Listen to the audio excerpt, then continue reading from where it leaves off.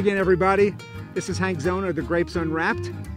It's a beautiful summer day, actually probably one of the hottest summer days of the year, so I thought that'd be a great day to come to a water buffalo farm here in New Jersey, in western New Jersey, in Asbury. So I'm going to say right now, greetings from Asbury, New Jersey and Riverine Ranch. Here I am with the owners of Riverine Ranch, Courtney and Brian Foley. Guys, thanks for having us out here today. Oh, it's our pleasure. Thanks for coming out. It really is. It's a beautiful setting.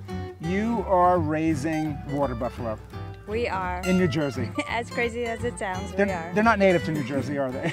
No, originally they're native to Asia. And you're not native to New Jersey? No, originally I'm native to Long Island. Native to Long Island. So we're going to talk a little bit more as we go on this morning to hear Courtney and Brian's story and how they came to be here in western New Jersey and raising water buffalo for cheese and meat.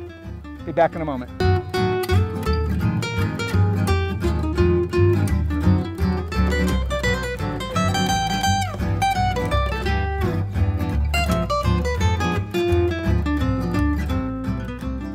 Brian, you guys grew up in suburbia, in Plainview, Long Island, right? And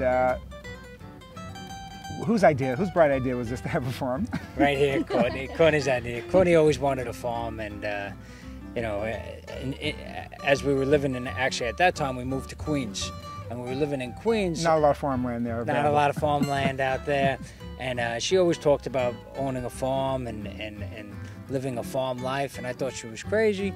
And little by little, but you loved her. Yeah, little by little, you end up listening to her, and at the end of the day, she was 100% right. It's a beautiful life out here, and I owe it all to her.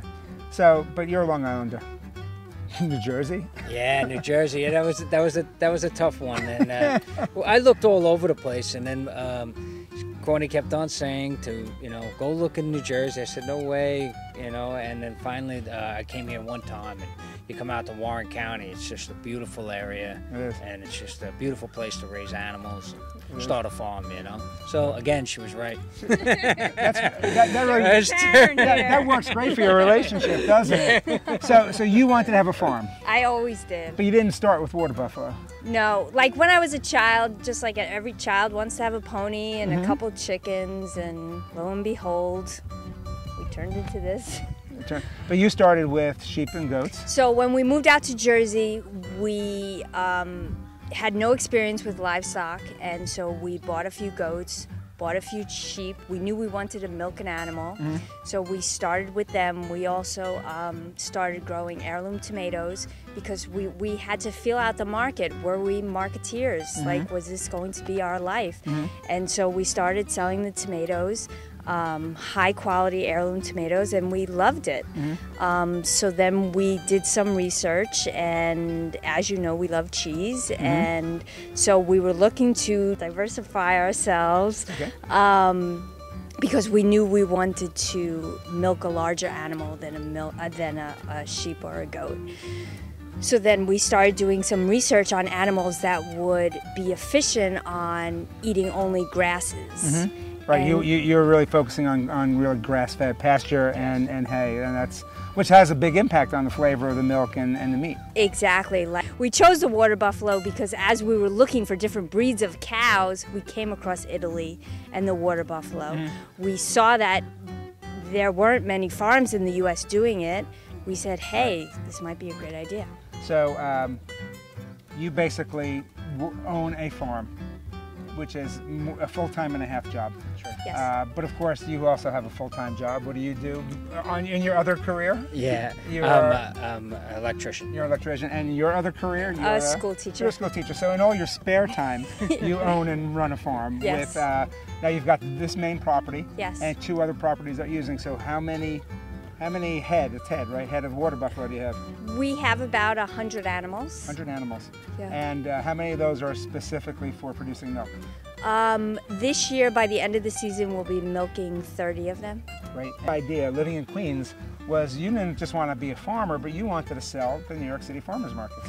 Exactly. We wanted to really start a business, and our business was going to be farming, and we wanted to sell at markets. So we looked at the markets and we said, hey, New York City has some fantastic markets, so let's go there. And you are in the ultimate of New York City farmers markets, the granddaddy of them all, if you will, right? You're at Union Square Market, which is not an easy market to get into, and that's quite a scene, especially when what day you're there? You're there on Saturdays. So you're there prime time. Right, prime time. Yeah.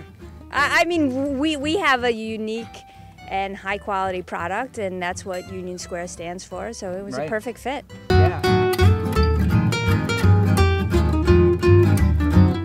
So I'm leaning here on the Holy Grail, basically, right? You are. Of your, And inside we have what is called white gold. Can I try some so I can see Sure, what it tastes like? Okay. Great. This is my first ever glass of water buffalo milk.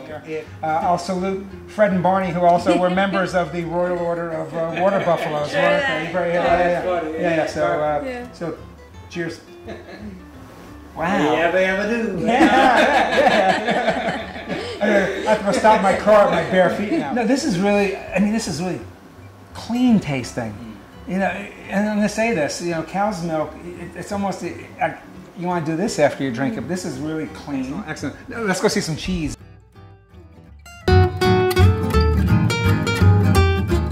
So Plainfield, New York is really known as the cheese capital of the United States, right? So you grew up wanting to make cheese because everybody around you were cheese artisans, correct? Not so much. Not so much. And tell us about what you're doing and what you're planning to do.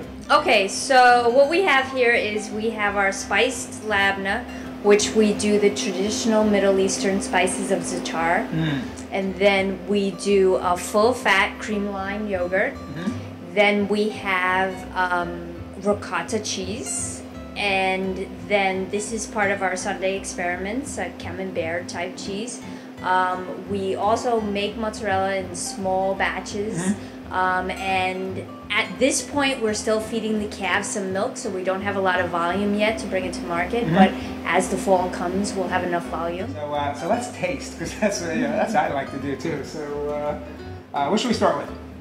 The labna. Start with the labna? Okay. Yeah. So you said that the labna is a thicker yogurt type of a cheese, correct? Exactly. And use the za'atar is a mixture of different spices, Middle Eastern. Exactly. Let me give you a spoonful.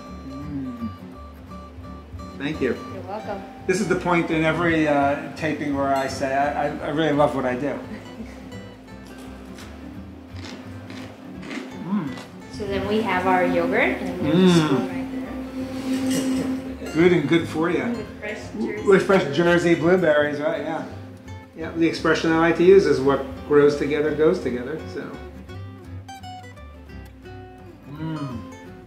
That yogurt's like a pudding.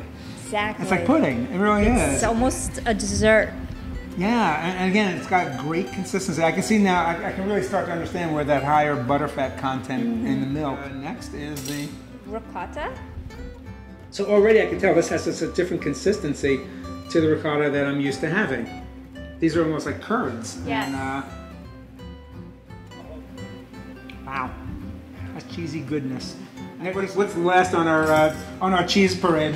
Okay, well, we're gonna break into our young camembert. Again, I can just see how that cuts. How it just, having worked with other cheese makers, I can see how it cuts differently. And I don't know if you can see that, Mike, but this milk makes this cheese is white. It's beautiful. You've seen camemberts that are yellow, really, when you come down to it, but this is white. Now, as I talk with food in my mouth, I want to talk a little bit about wines and wines that may go with these. So the first wines that I have, we're not going to open all of them because you all have work to do here today. This is a working farm. So one of the things I like about wines that go with cheeses, and here we have cheeses from around the world, different flavors, different styles. If I had to pick one white wine to go with like a whole panoply of cheeses, if you're doing a wine tasting, you need one wine. I love Gewürztraminer because there are notes in those Gewürztraminers that really pick up on all different types of cheeses, cheese weights, cheese mouthfeels, cheese flavors. So what I have here is a Northern Italian Gewürztraminer from Elena Welsh, she was one of the premier Gewürztraminer producers. Just beautiful, incredible Gewürzes. It's the cleanest Gewürztraminers you're going to want to taste. Mike also, Mike makes it down there at Beneducci Vineyards, and I can think of really no better local pairing right now in New Jersey than his Gewürztraminer and your cheeses. It really would be fantastic. I went out and got a wine. I wanted to get a wine from that area. And this is kind of funny, when I showed you this wine before, guys, you both laughed because Mike will do a close-up on that. There is a water buffalo on this wine.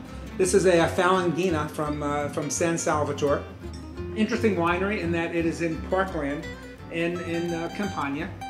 And they have 450 water buffalo on the property. And they use the water buffalo, they use the dung to create compost, which they have them mash in naturally with the hooves.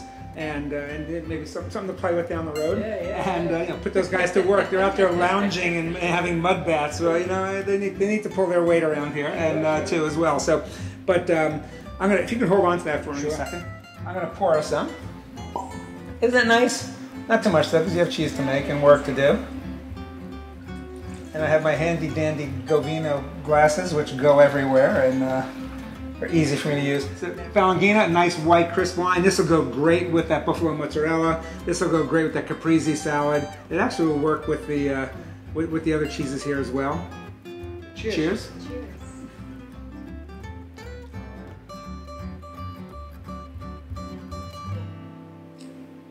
Yeah, I think that's nice because one of the nice things about this wine, this isn't totally sharp and acidic.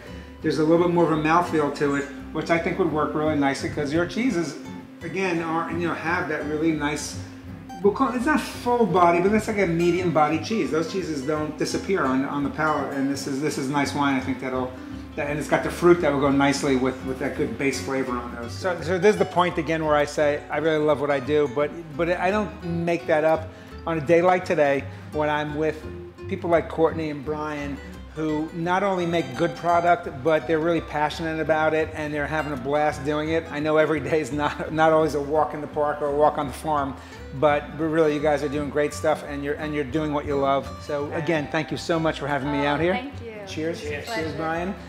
Join me again next time on The Grapes Unwrapped, where we have great wine and hang out with great people who are doing great things. Thank you. Bye now.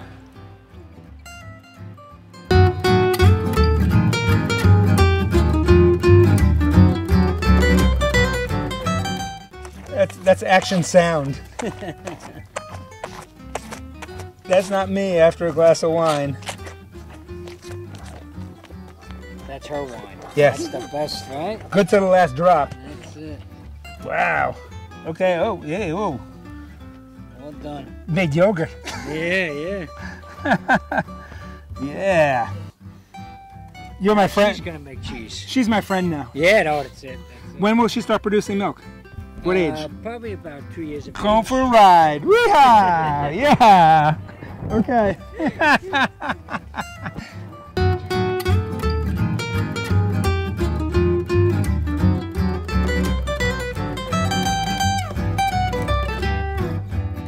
You're a school teacher. I am. You teach 4th grade, you told me. I do math and science. Math and science, so that probably helps in the business a little bit. What's tougher to corral, a room full of 4th graders or a farm full of water buffalo? That's a tough question. Depends on the time of year. I mean, I hate to say this, but it might be the children. Do